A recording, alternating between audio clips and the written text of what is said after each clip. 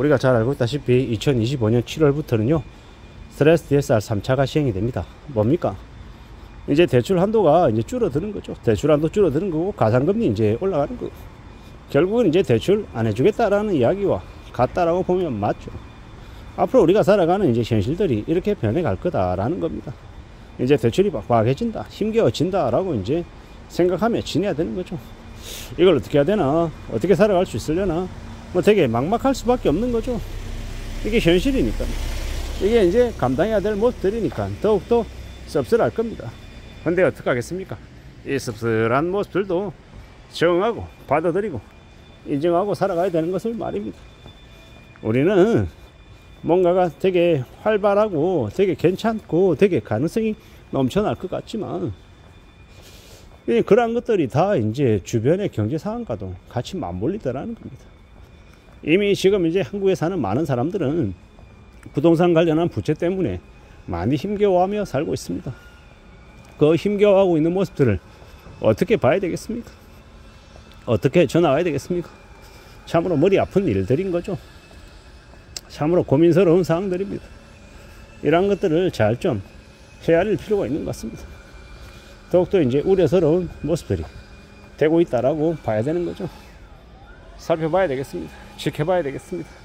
참으로 이제 막막하고 참으로 우려스러운 일들이 계속 벌어질 거다라고 봐야죠. 결국은요, 이제 과거에 비해서 대출이 이제 매우 어려워지는 이제 시대가 열린다라고 봐야 되는 거죠. 그러면요, 어떻게 되겠습니까? 빚으로 뭔가를 하겠다라는 이제 그 생각들이 많이 이제 어려워지는 거죠. 많이 깝깝해지는 거다라고 봐야죠. 참 씁쓸한 현실들이 이제 벌어진다라고 봐야 됩니다. 결국은 실수요 말고 투자를 해서 뭔가를 하겠다라고 하는 거, 그게 이제 제일 어려워지는 거죠. 참 이제 난감한 거죠. 막막한 거죠. 그렇게 흘러가는 것 같습니다. 그렇게 이제 변해가는 거죠. 어떻게 하겠습니까? 적응해야죠. 받아들여야죠. 더 이상 이제 옛날만큼 대출이 충분하게 나오지 않는다.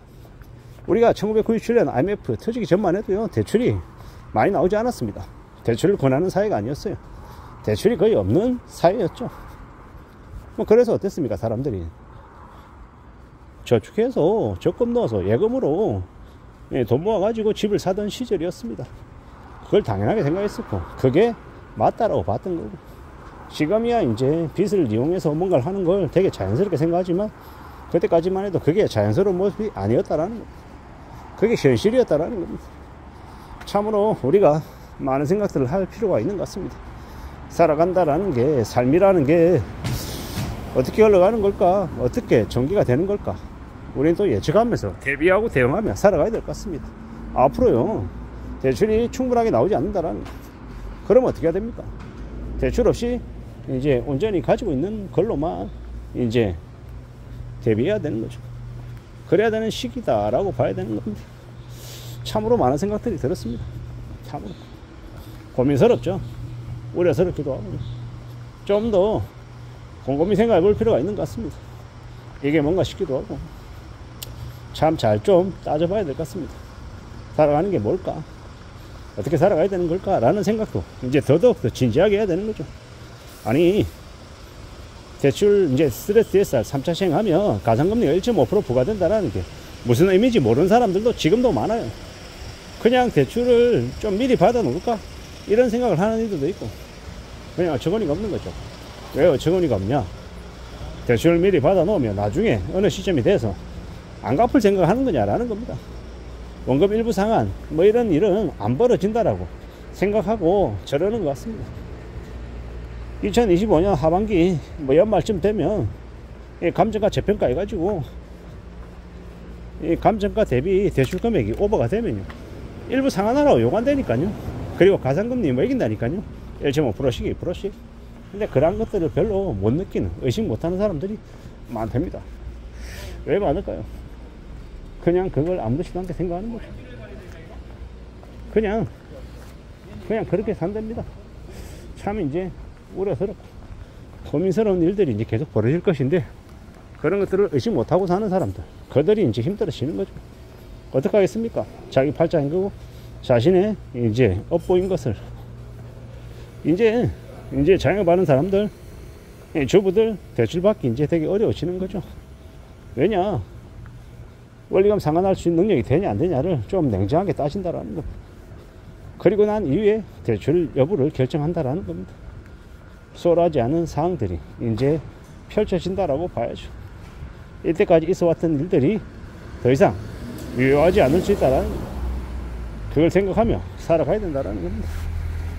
참 이제 잘 따져봐야죠. 잘 살피며 지내야 됩니다. 그 어느 것도 만만하게 되는 건 없죠. 잘 좀 생각하고 잘 궁리하며 지내야 합니다. 누가 뭐라 해도 좀 더 마음을 단단히 먹어야 되겠죠. 애써야 되겠죠. 힘내야 되겠죠. 더 살펴보고 더 고민하고 더 애쓰며 지내야겠습니다. 결코 그 어느 것도 쏘라고 만만한 거 없다. 마음 단단히 먹어야 된다 라고 봅니다. 누구든 간에 좀 더 강해져야 될 것이고 좀 더 애써야 될 것이고 좀 더 각오를 다져야 될 것 같습니다. 세상 살아간다라는 게 만만하지 않은데, 수월하지 않은데, 쉽다 괜찮다 수월하다 얘기하는 사람들이 있습니다. 빛내는 것도 언제든 가능하다라고 생각하는 사람들이 있죠. 근데 이제 그들의 생각이 좀 지나면 무너진다라는 걸 알게 될 겁니다.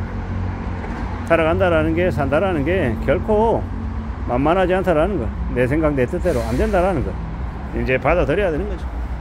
참으로 어려운 시국입니다. 난감하다라고 봐야 됩니다. 좀 더 냉정하게, 좀 더 냉혹하게 내다봐야 되겠습니다. 마음 단단히 먹고 움직이고 각오를 다져야죠. 세상 살아가는 거 절대로 수월하지 않다라는 거 인정하고 받아들이고, 그래서 어떡할 건데 라고 고민해야 되는 거죠. 대출이 안 나온다는데, 대출이 왕창 줄어든다는데, 그래도 옛날처럼 대출 받을 수 있다라고 착각하면, 그러면 이제 뭐가 틀어지는 겁니다. 냉정하게 생각하고 대비하고 움직여 나가야 될 것 같습니다. 그렇게 살아가자라고 감히 말하고 싶은 거죠. 지금의 시대는 참으로 두렵고 고민스럽고 혼란스러운 것들이 이제 늘어날 거다라고 보면 맞겠습니다. 냉정하게 보자고요. 냉혹하게 말입니다. 앞으로 살아가는 시대에 현실은 우리가 생각하는 것보다 훨씬 더 어려울 것 같습니다. 염려스럽게 생각하고 겁내고 두려워하며 지내야 될 것 같습니다. 그래야 길이 열릴 것 같습니다. 그런 각오로, 그런 다짐으로 지내보자라고 말하고 싶은 겁니다. 살아간다라는 게, 현실이라는 게 어떻게 이제 전개될지 잘 좀 봐야 될 것 같습니다. 냉정하게 좀 살펴가며 움직일 필요가 있는 것 같습니다. 이상입니다.